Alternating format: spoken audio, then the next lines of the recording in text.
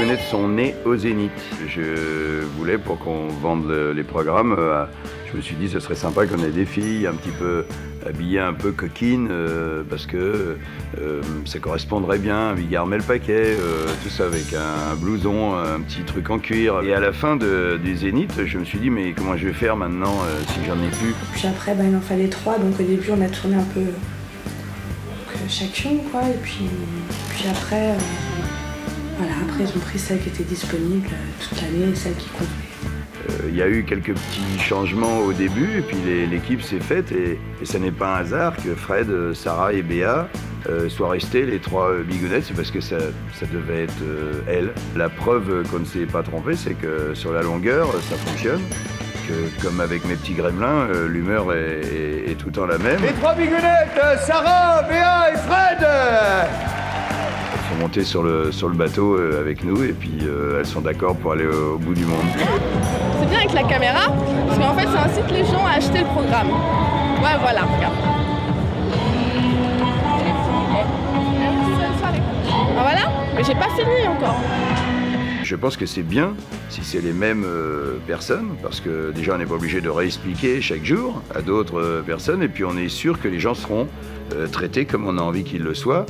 Et ça serait aussi ridicule que de changer de le Frenchie au son ou Tatane à la lumière, non, on change pas. Non mais on voulait dire qu'on a quand même vendu tous les briquets, nous.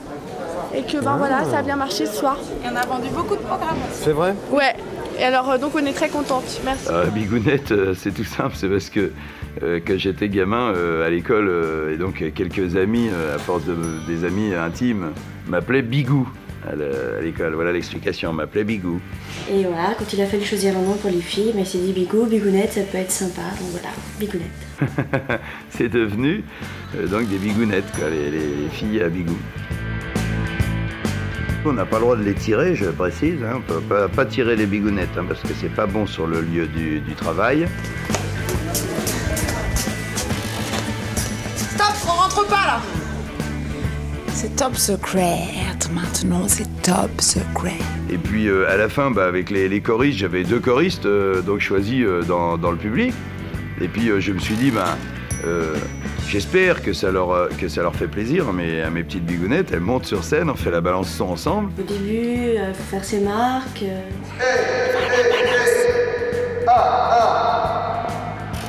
Une fois qu'on est sur scène, le premier soir ça passe tout seul.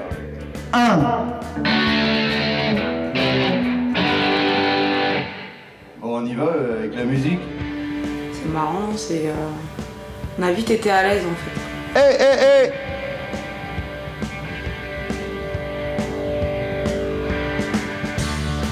Regarde, nous, on embauche des handicapés, on montre l'exemple, nous. Même des filles qui n'ont pas de bras vendent le programme.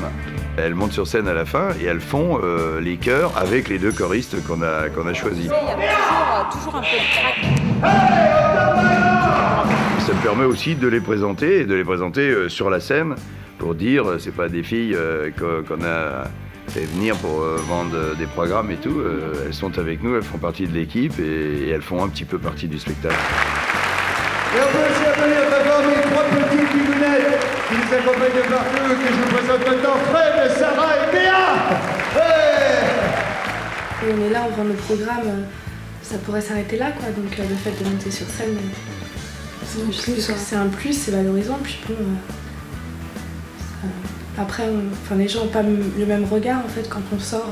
Certainement qu'elles ont dû se sentir plus respectées à la fois par tout le monde, par l'équipe, par le public, puisque je les mets sous mon aile et sur mes planches et derrière un micro. Le regard des gens change quand même. Quand ils savent qu'on fait vraiment partie de la tournée de Jean-Marie, ils nous regardent différemment quand même.